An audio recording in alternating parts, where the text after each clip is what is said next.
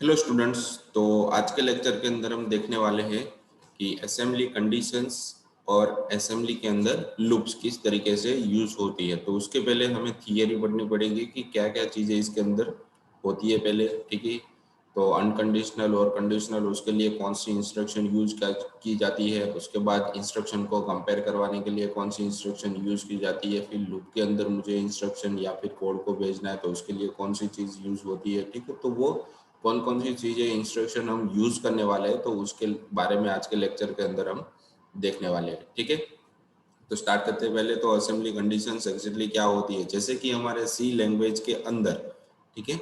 तो सी लैंग्वेज आप लोगों ने सभी ने पढ़ी होगी। तो उसके अंदर एक्जेक्टली क्या होता है कि वन टाइप ऑफ आपको कभी भी लूप यूज करनी है तो लूप से पहले हमारे पास कंडीशनल स्टेटमेंट आता है, मतलब वो आपको प्रोग्राम का कंट्रोल फ्लो किस तरीके से आपको ले जाना है, ठीक है। जैसे कि आपको कोई कमांड है वो रन करवाना है, फिर कब रन करवाना है कि मेरी ये कंडीशन सही होगी तभी ये मेरी ब्रांच है या फिर इंस्ट्रक्शन है वो रन होनी चाहिए, ठीक है। इफ एल्स जैसे बोलते हैं आप, if else, nested if else, else if, तो वो सारी चीजें इसके अंदर भी इंक्लूड होती है, पर इफ एल्स के फॉर्मेट में नहीं होती। उसके लिए अलग से कोई इंस्ट्रक्शन यहाँ पे दी गई है तो उसी का यूज करना है। तो उसी के बारे में हम आज के लेक्चर के अंदर देखने वाले। तो उसके लिए यहाँ पे दिया गया है कि कंडीशनल इंस्ट्रक्शन, तो सेम एज इट इज जैसे हमने सी लैंग्वेज के अंदर देखा था वैसा ही है, पर इसके उसके वहां पे जिस तरीके से हमने यूज किया था कंपाइलर के थ्रू, यहाँ पे हमें यूज करना है इंटरप्रेटर के थ्रू। मतलब वन टाइप ऑफ हमारा क्या हो जाएगा, ये इंस्ट्रक्शन जो भी कोड है वो ही रन करेगा। तो उसके लिए भी यहाँ पे उसकी सिंटेक्स यहाँ पे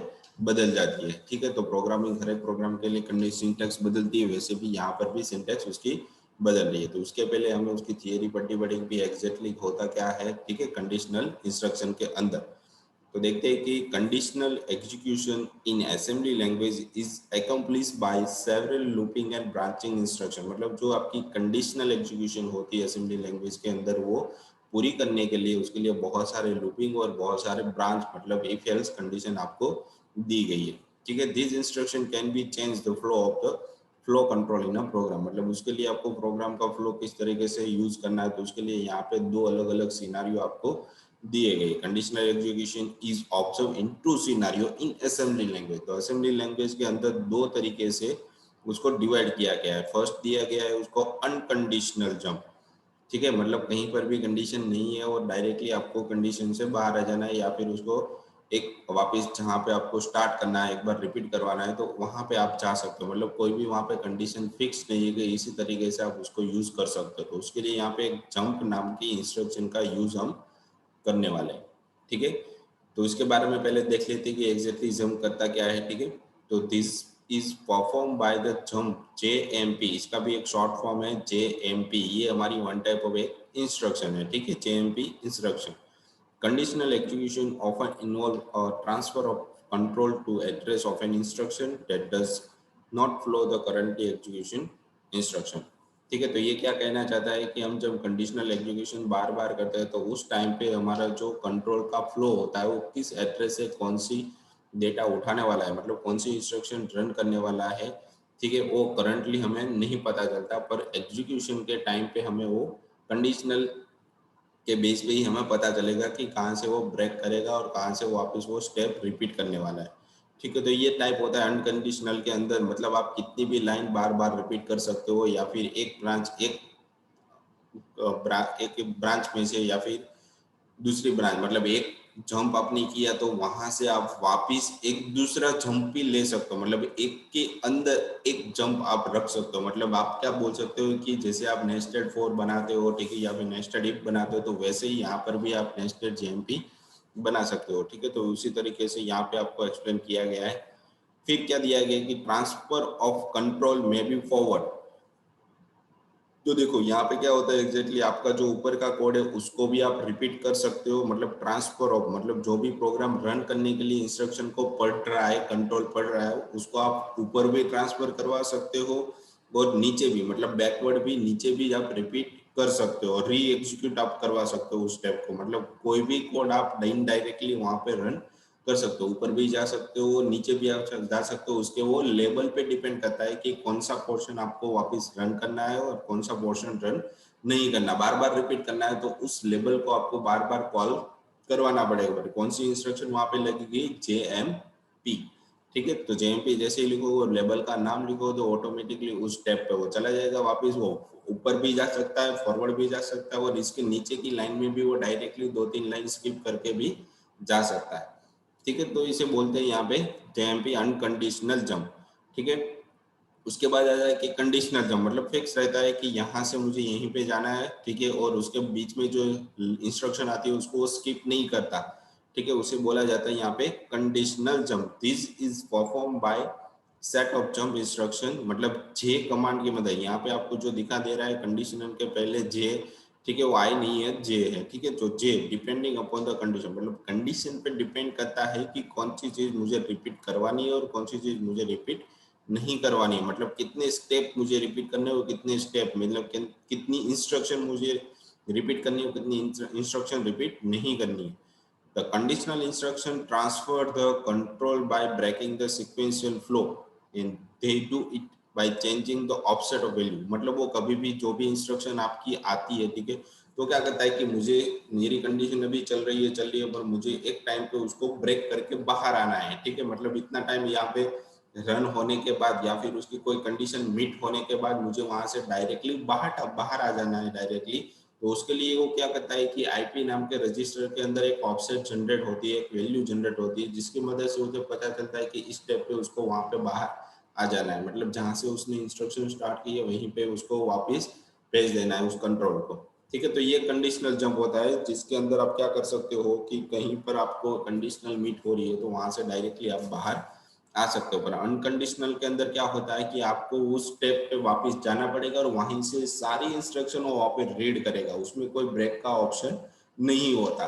ठीक है, तो ये दो तरीके की यहाँ पे कंडीशनल इंस्ट्रक्शन को यूज किया जाता है। उसके बाद आता है कि कंपेयर, मतलब दो अलग अलग ऑपरेंड को मुझे कंपेयर करवाना है, तो उसके लिए CMP कमांड का यूज होता है, जो अल्टरनेटिवली JMP के फॉर्म में भी यूज कर सकते हो। मतलब आपको आता है अच्छी तरीके से, तो कंपेयर CMP और JMP दोनों को आप यूज कर सकते हो, पर थोड़ा इसके अंदर चेंजेस है। ठीक है, तो क्या चेंजेस है उसके बारे में पहले हम देख लेते हैं कि CMP मतलब कंपेयर। ठीक है, तो CMP instruction compare two operand, मतलब दो अलग अलग तरीके के वेरिएबल को कंपेयर करने के लिए यूज होता है। It is generally used in conditional execution. ठीक है, तो ये कब यूज होता है कि ये कंडीशनल है, अनकंडीशनल के अंदर इसको यूज हम नहीं कर सकते। This instruction basically subtract one operand, मतलब एक में से वो माइनस करेगा from the other for comparing whether the operand are equal और नॉट। मतलब आपके जो ऑपरेंड है वो इक्वल और इक्वल नहीं हो गए, ठीक है, हो गए या नहीं हो गए, उस दोनों के बीच में भी सबट्रैक्ट आप यहाँ पे कर सकते हो, या फिर कंपेयर आप करवा सकते हो। अगर कंपेयर हो रहा है तो आप वहाँ पे सबट्रैक्ट कर सकते हो, अगर कंपेयर नहीं हो रहा है तो वहाँ पे आप सबट्रैक्ट नहीं कर सकते हो। उसके लिए भी यहाँ पे बहुत सारे कमांड आपको दिए गए, इंस्ट्रक्शन आपको दी गई है। It does not disturb the destination और सोर्स ऑपरेंड, मतलब जहाँ पे आपको पहुंचना है, ठीक है, मतलब जो भी आपको आंसर चाहिए और स्टार्टिंग पॉइंट जो रहता है उसको वो कोई भी तरीके की चेंजेस नहीं करता, मतलब वो डिस्टर्ब नहीं करता one type of. It is used along with a conditional jump instruction for decision making, मतलब वो कंपैरिजन है वो JMP कमांड के साथ, इंस्ट्रक्शन के साथ भी आप उसको यूज कर सकते हो। ठीक है, तो जब भी किसी भी तरीके की डिसीजन चेंज करनी हो या फिर आपको लेनी है कि भाई यहाँ पे मुझे इस तरीके की कंडीशन रखनी है, तो उस टाइम पे आपको कंपैरिजन की जरूरत पड़ती है, तो उसके लिए CMP कमांड का यूज करना पड़ता है। ठीक है, तो CMP कमांड इंक्लूड होता है JMP के अंदर। कोई भी किसी भी तरीके की आपको कंडीशन रखनी है उस टाइम पे CMP का यूज आप कर सकते हो। उसकी सिंटेक्स में यहाँ पे दी गई है कि CMP इंस्ट्रक्शन लिखने के बाद यहाँ पे स्टार्टिंग में डेस्टिनेशन आएगा और उसके बाद सोर्स आ जाएगा। ठीक है, तो डेस्टिनेशन मतलब कहाँ पे डेटा भेजना है और सोर्स मतलब कहाँ से डेटा आएगा। ठीक है, तो उसकी यहाँ पे आपको ऑपरेंड लिखने, डेस्टिनेशन, सोर्स है, वन टाइप ऑफ आपके वेरिएबल के नाम रहेंगे, या फिर आपके पास रजिस्टर भी हो सकते हैं या फिर डायरेक्टली आप वैल्यू भी रख सकते हो। ठीक है, तो करता क्या है वो भी यहाँ पे बताया गया है कि CMP compare two numeric data field. ठीक है, तो दो अलग अलग तरीके की जो भी डेटा फील्ड रहती है उसको वो कंपेयर करता है। तो डेस्टिनेशन ऑपरेंड कुड बी इधर इन रजिस्टर और मेमोरी, जैसे मैंने अभी आपको बताया कि ऑपरेंड के अंदर किसी भी तरीके की रजिस्टर होती है या फिर रजिस्टर को यूज कर सकते हो, या फिर आप डायरेक्टली मेमोरी में से वैल्यू भी ले सकते हो, ठीक है। The source operand could be constant, immediate data register, मतलब वो डायरेक्टली वो डेटा उठाएगा तो इमीडिएट रजिस्टर में से उठाएगा, या फिर रजिस्टर डायरेक्टली और मेमोरी में से डेटा को डायरेक्टली लोड करवा सकता है, ठीक है। तो इतनी तरीके से वो कंपैरिजन करने के टाइम पे डेटा को लोड करवाता है डेस्टिनेशन और सोर्स की जगह पे, ठीक है। तो उसके बाद आ जाता है कि अनकंडीशनल जब, ठीक है। तो आई होप आपको कंपैरिजन आपको पता चल गया होगा कि अब हम अनकंडीशनल की तरफ जा रहे हैं कि अंडर अनकंडीशनल के अंदर किस तरीके से उसके लिए जेएमपी जैसे हमें अभी मैंने आपको ऊपर बताया वैसे यहाँ पे बताया गया है, ठीक है। और वही स्टेप यहाँ पे रिपीट हो रहे हैं, पर थोड़े से ही रिपीट है। उसकी सिंटेक्स यहाँ पे आपको दी गई है और उसके बाद उसकी कमांड भी किस तरीके से लिखनी है वो भी यहाँ पे आपको दी गई है, ठीक है। तो यहाँ पर उसकी कमांड है तो उसको भी हम देख लेंगे। तो ये जो ऊपर हमने थियरी पढ़ी थी वही चीज है, ठीक है, वही है।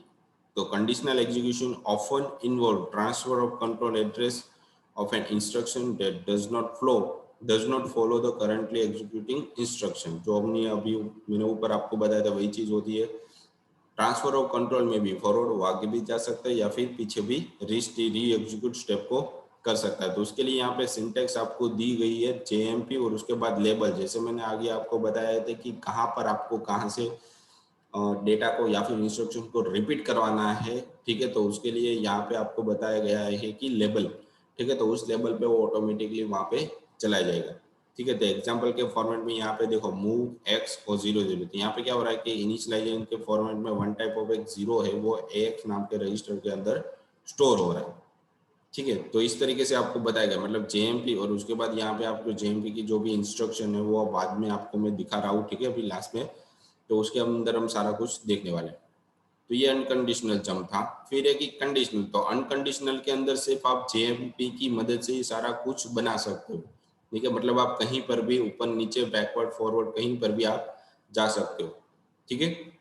और उसके बाद आ जाता है कि कंडीशनल, कंडीशनल मतलब आपको क्या चेक करवाना है उसके अंदर, ठीक है। अगर मेरा ये कंडीशन या फिर कंपैरिजन मीट हो रही है तो मुझे यहाँ पे जाना है और मीट नहीं हो रही है तो यहाँ पे नहीं जाना है। ऊपर भी जा सकते हो या फिर नीचे भी जा सकते हो, वो आपके किस पे डिपेंड रहता है। कंडीशनल की जंप की मदद से सारा कुछ डिसाइड कर सकते हो। तो उसके लिए यहाँ पे आपको बहुत सारे इंस्ट्रक्शन भी दिए गए, ठीक है, बाद में देखेंगे। तो उसका हम पहले तो देख लेते कि भाई क्या होता है एग्जैक्टली।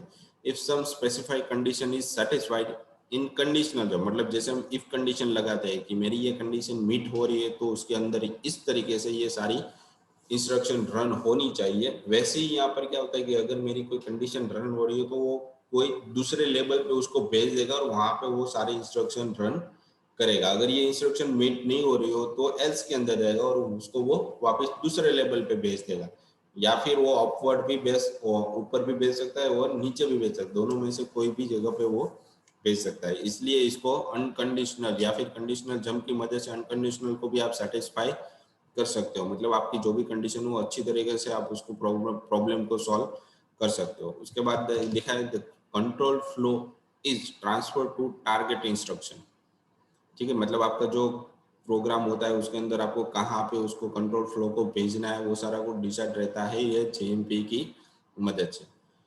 तो उसके लिए यहाँ पे बहुत सारे न्यूमरस कंडीशन आपको दिए गए हैं। उसके लिए कौन कौन सी इंस्ट्रक्शन डिस्क्रिप्शन उसके फ्लैग रजिस्टर कौन कौन से होते हैं वो सारे यहाँ पे बताए गए। तो यहाँ पे देखो JE और JZ, ठीक है, मतलब वो इक्वल होगा या फिर जीरो होगा। तो जंप इक्वल और जंप जीरो, अगर ये कंडीशन मेरी मीट हो रही है तो फ्लैग मेरा टेस्ट हो जाएगा, जेब के अंदर स्टेटस चेंज होगा, जैसे चेंज होगा तो वापस उस जगह पे मुझे वो जहाँ पे लेबल दिया है वहाँ पे मुझे भेज देगा। फिर है कि JNE मतलब जंप नॉट इक्वल, मतलब जो जंप है वो मीट कंडीशन आपकी मीट नहीं हो रही, मतलब जंप नॉट जीरो, तो जेएफ के अंदर भी वापस स्टेटस जीरो हो जाएगा या फिर इसके अंदर 1 हो जाएगा, ठीक है। तो दोनों के अंदर अल्टरनेटिव यूज आप कर सकते हो। फिर JG मतलब जंप ग्रेटर, अगर बड़ा है तो वेरिएबल के आपने वेरिएबल के साथ आपने कंपेयर किया तो वो बड़ा है तो क्या कर देगा कि आगे भेजेगा, अगर नहीं है तो उसका भी यहाँ पे क्या JNLE जंप नॉट लेस और इक्वल, मतलब वो कम भी नहीं है और इक्वल भी नहीं है, मतलब बड़ा है, ठीक है। तो ये दोनों ऑल्टरनेटिव्स इसके यूज किए जाते हैं। तो उसके भी यहाँ पे फ्लैग टेस्टेड होगी, उसके लिए बहुत सारे टेस्टेड दिए गए हैं कि OF SF ZF, ठीक है। तो इतने तरीके के अलग अलग तरीके के आपको यहाँ पे फ्लैग टेस्टर के लिए दिए गए, ठीक है, जो बैकएंड में सारा कुछ डेटा को सेट करके रखता है। फिर उसके लिए अलग से बताया गया कि JGE, जंप ग्रेटर और जंप इक्वल और जंप नॉट लेस, मतलब वो कम भी नहीं है और ज़्यादा भी नहीं है। उसी तरीके से यहाँ पे नीचे भी बताया JL, जंप लेस, मतलब वो कम है, ठीक है। JNJE, ठीक है। तो इस तरीके से फिर उसके बाद बताया गया JLE और JNG, जंप लेस, ठीक है। तो वैसे यहाँ पे उसके ऑप्शन भी यहाँ पे सेट करके आपको दी गई। तो इस तरीके के कंडीशनल आपको, मतलब कोई भी कंडीशन सेटिस्फाई करनी तो उस इसी में से कोई कंडीशन आपको यूज करनी पड़ी। तो इसी तरीके के बहुत सारे कंडीशनल जंप आपको दिए गए, ठीक है। यहाँ पे तो मैंने सिर्फ आपको बेसिकली यहाँ पे बताया हुआ है, ठीक है। तो इसकी थोड़ी लूप के बारे में भी हम पढ़े। तो ये सारी हमारी कंडीशनल जंप थी, मतलब इफ एल्स जैसे मैं बता रहा हूँ तो वैसे ही यहाँ पर भी कंडीशनल जंप होती है। उसके बाद लूप, तो लूप को किस तरीके से वापस रिपीट किया जाता है, ठीक है, वो भी यहाँ पे आपको बताया गया। तो लूप मतलब वन टाइप ऑफ आपको बार बार कोड को रिपीट करना है, और कहाँ से रिपीट करना है तो यहाँ पे आपको दिया नहीं गया था। जैसे आप सी लैंग्वेज के अंदर व्हाइल लूप, फॉर लूप और डू व्हाइल लूप यूज कर सकते हो, तो उसके अंदर आपको 3 चीजों की जरूरत पड़ती है कि कहाँ से स्टार्ट करना है, कहाँ तक जाना है, और कितना प्लस प्लस आपको वहाँ पे करवाना है या फिर माइनस माइनस करवाना है। तो यहाँ पे ऐसा कुछ नहीं होता, उसके लिए यहाँ पे अलग से आपको सारे कमांड दिए गए, ठीक है। तो वही यहाँ पे आपको यूज करने पड़ेंगे। तो उसके लिए लूप थोड़ी बहुत चेंज हो जाती है, यहाँ पे उसकी सिंटेक्स बदलती है, बाकी लॉजिक तो वही का वही रहता है, ठीक है। तो उसकी सिंटेक्स पहले हमें समझनी पड़ेगी कि वो एग्जैक्टली क्या कहना चाहता है। तो यहाँ पे देखो जंप, तो jump instruction can be used for implementing A loop, मतलब लूप को आपको असेंबली प्रोग्रामिंग के अंदर इम्प्लीमेंट करना है तो उसके लिए JMP कमांड का यूज आप कर सकते हो। For example the following code snippet can be executing loop body 10 time, मतलब वो 10 बार एक ही तरीके की बॉडी को रिपीट करवाता है। तो उसके लिए यहाँ पे आपको बताया गया, देखो सिंटेक्स मूव CL, मतलब CL नाम का आप एक वेरिएबल है, उसके अंदर स्टार्टिंग वैल्यू दी गई है 10, ठीक है। जैसे ही L1 के अंदर आएगा मतलब ये आपका लेवल हो गया, और उसके अंदर ये सारा कोड पड़ा हुआ है, तो अंदर एंट्री करेगा, लूप की बॉडी यही है। तो उसने क्या किया कि एक डिक्रीमेंट कर दिया, CL के अंदर पहले 10 था तो उसको 9 कर दिया, वापिस वो जंप करके कहाँ पे चला जाएगा, L1 के पास, ठीक है। यहाँ पे जैसे आएगा तो वापिस वो डिक्रीमेंट कर देगा, 8 हो गया तो वापिस वो रिपीट होके L1 के पास हो जाएगा। तो जब तक 0 नहीं होगा तो JNZ का मतलब जैसे हमने ऊपर बताया कि JNZ, ठीक है। तो इसके ये रहा देखो, जंप नॉट इक्वल टू 0, मतलब 0 नहीं होगा तब तक वो इस लेवल के पास वापस डेटा को भेज देगा, ठीक है। तो CL के अंदर जो डेटा पड़ा है वो ऑटोमेटिकली चेक करता रहता है, भाई यहाँ पे आने के बाद उसकी वैल्यू 0 तो नहीं है ना, 0 नहीं होगी तो वापस उस बॉडी को रिपीट करवा देगा, मतलब वापस वो L1 के पास, L1 के जैसे ही 0 होगा तो वापस नीचे की जो इंस्ट्रक्शन वो रीड करना चालू होगा। तो इस बॉडी को 10 टाइम्स लूपिंग के अंदर भेज देगा। तो इस तरीके से असेंबली के अंदर लूपिंग को यूज किया जाता है। ये सिर्फ सिंपल लूपिंग ही है, इसके अंदर कोई दूसरा वेरिएबल इनिशियलाइज कुछ नहीं किया गया, ठीक है। वो हम लास्ट में जो हमारा PPT है उसके अंदर देखेंगे कि पूरे प्रोग्राम को किस तरीके से इंक्लूड किया जाता है, ठीक है। फिर यहाँ पे दिया गया है कि the processor instruction set however include a group of loop instruction, मतलब बहुत सारी इंस्ट्रक्शन को एक साथ इकट्ठा करके उसको वो इटरेशन मतलब वो लूप के अंदर रख सकते हो आप। The basic loop instruction has the following loop, और उसके बाद लेबल, जैसे यहाँ पे बताया गया है कि लूप, और उसके लिए यहाँ पे आपको लेबल देना पड़ेगा, मतलब लूप के लिए यहाँ पे आपको बहुत सारे जो इंस्ट्रक्शन दिए उसमें से कोई एक यूज आपको करना है, ठीक है। और उसके बाद यहाँ पे लूपिंग के बारे में ज़्यादा आपको बताया गया है कि ECX का मतलब काउंटर के लिए यहाँ पे ECX का यूज किया जाता है, वो एग्जैक्टली क्या चीज़ होती है, ठीक है। तो उसके बारे में यहाँ पे इस PPT के अंदर आपको बताया गया है कि एग्जैक्टली वो क्या चीज़ होती है, ठीक है। तो where label is a target label that identify the target instruction as in the jump instruction, ठीक है। तो वो डिसाइड करता है कि लेबल के फॉर्मेट में कहाँ पे मुझे जंप करके जाना है। तो वन टाइप वो इंस्ट्रक्शन पे डायरेक्टली जंप करके चला जाएगा, ठीक है। तो JMP किसकी मदद से, वो JMP कमांड की मदद से, इंस्ट्रक्शन की मदद से। The loop instruction assume that the ECX register contain the loop count, देखो जैसे मैंने अभी आपको बताया कि ECX होता है वन टाइप ऑफ आपका रजिस्टर है, वो काउंट कितनी बार लूप को घुमाना है वो काउंट करके रखता है अपने पास। ठीक है। अगर आप वहाँ पे डिक्रीमेंट कर रहे हो तो भी वो अपने पास डेटा को रखेगा ठीक है, जब तक 0 नहीं होगा। When the loop instruction is executed, the ECX register is decremented and the control jump to the target level। जैसे ही यहाँ पे डिक्रीमेंट होगा तो वापस वो अपने टारगेट पे लेवल पे ट्रांसफर होके चला जाएगा until the ECX register value, जब तक ECX रजिस्टर की वैल्यू 0 नहीं होती तब तक वो जीरो पे नहीं पहुंचता तब तक। तो वही चीज यहाँ पे आपको बताया गया है। तो CL की जगह वापस यहाँ पे हम ले रहे हैं कि मूव ECX, ठीक है। तो ECX के अंदर मैंने 10 टाइम उसको यूज करना है, मतलब एंड 10 बार मेरी लूप यहाँ पे घूमनी चाहिए, ठीक है। तो ये चीज यहाँ पे आपको बताए, उसके लिए आपको ECX का यूज, ECX रजिस्टर का यूज करना पड़ेगा, ठीक है। तो लास्ट में आपको एक बड़ा प्रोग्राम दिया गया है जिसके अंदर बहुत सारे इंस्ट्रक्शन है, ठीक है। तो स्टार्टिंग में प्रोग्राम किस तरीके से रन करना है, तो उसके लिए यहाँ पे देखो section.txt, मतलब इस फाइल के अंदर हमारा डेटा स्टोर होगा। फिर ग्लोबल स्टार्ट, जहाँ से हमारा असेंबलर है वो स्टार्ट करेगा रीड करना, ठीक है। और अंडरस्कोर स्टार्ट लिखा है, वहां से लिंकर को पता चलेगा कि मुझे यहाँ से डेटा को रीड करना, इंस्ट्रक्शन को रीड करना चालू करना है। तो देखो मैंने यहाँ पे क्या दिया, ECX के अंदर 10 रख दिया, ठीक है। यहाँ पे जैसे था, ठीक है। तो 10 है वो ECX के अंदर चला गया। फिर यहाँ पे उसकी स्टार्टिंग वैल्यू क्या दी गई है, EX के अंदर 1 दिया गया, ठीक है। और जैसे ही लेवल 1 आएगा, ये हमारा वन टाइप ऑफ लेवल था जहां से ये हमारी लूपिंग है वो स्टार्ट हो रही है। देखो ये सारी की सारी कोडिंग यहाँ पे स्टार्ट हो रही है, ठीक है। तो EX के अंदर वापस यहाँ पे 4 कर दिया गया है, 4 यहाँ पे इंस्टॉल किया, वापस ट्रांसफर किया है।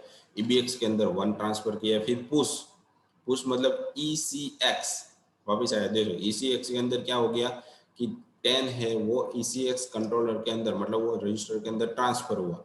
और जो भी नंबर यहाँ पे आया है, ठीक है, नंबर के अंदर हमने जो स्टार्टिंग में 1 दिया था वो कहाँ पे चला जाएगा हमारा अब ECX काउंटर के अंदर, ठीक है। और EDX नए वेरिएबल के अंदर, काउंटर के अंदर वापस 1 हो जाएगा, वो हमें प्रिंट करके देगा भाई इस तरीके का वेरिएबल इसके अंदर आया है, ठीक है। आया है तो क्या करेगा कि जो भी नंबर हमारे पास है 1, उसको EX नाम के वेरिएबल के अंदर स्टोर कर देगा, सब्सट्रैक्ट करेगा और इंक्रीमेंट करेगा। देखो 1 था तो अब हो जाएगा यहाँ पे 2, ठीक है।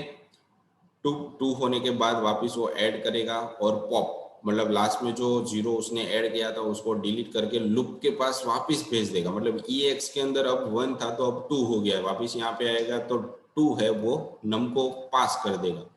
वो अब मुझे किसको भेजना है, ECX के अंदर जो हमारे पास EX के अंदर नंबर आया था वो पास हो जाएगा 2, और यहाँ पे वापस वो एक इंक्रीमेंट होगा, ठीक है। यहाँ पे वो इंक्रीमेंट, तो यहाँ पे हो गया 3, तो वापस लूप होने के बाद तो बीच में जो जो जो वेरिएबल आपको दिए गए वो आपके एक वेरिएबल ट्रांसफर हो रहे हैं। मतलब यहाँ पे 4 है वो यहाँ पे मतलब अलग से, उसको EX के साथ कुछ लेना देना नहीं है, ठीक है। तो ये कर्नल को कॉल करने के लिए कि भी मुझे किस तरीके की फंक्शनलिटी चाहिए, तो यहाँ से वो सारा कुछ डिसाइड करता है कि कहाँ पे मुझे एग्जैक्टली जाना है। जब तक यहाँ पे 0 नहीं होगा तब तक, या फिर 10 नहीं होगा तब तक वो घूमता रहेगा। तो ECX मतलब 10 टाइम घुमाना है उसको, ठीक है। तो EAX से वो मीट नहीं होगा तब तक वो आगे लूप के पास, लेबल के पास भेजता रहेगा, ठीक है। और लास्ट में जैसे ही हमारा कमांड खत्म हो रहा है तो यहाँ पे मुझे उसकी वैल्यू रीसेट करवा देनी है EX की, और यहाँ पे मुझे प्रोग्राम को खत्म कर दें ताकि हमारा आंसर आ जाएगा 1 to 9 तक, ठीक है। तो इस तरीके से प्रोग्रामिंग को, असेंबली लैंग्वेज के प्रोग्राम को रन किया जाता है, तो ठीक है। और लास्ट में हमारे पास क्वेश्चन है, ठीक है। तो क्वेश्चन आपकी RNWIT एप्लीकेशन के अंदर आपको सबमिट करवाने रहेंगे जिसकी मदद से आपकी अटेंडेंस वहाँ पे हो जाएगी, ठीक है। तो आज के लेक्चर के अंदर असेंबली लैंग्वेज के अंदर लूप और कंडीशन किस तरीके से यूज की जाती है तो उसके बारे में हमने पढ़ा, ठीक है। तो इसको अच्छे से देखना, ठीक है। और भी जानकारी चाहिए तो इसके लिए आप बहुत सारी वेबसाइट पे भी ढूंढ सकते हो, ठीक है। भी क्या क्या होता है इसके अंदर एग्जैक्टली, जैसे पढ़ोगे आपको समझ में आने लगेगा, ठीक है। तो आज के लेक्चर के लिए इतना ही था। Thank you.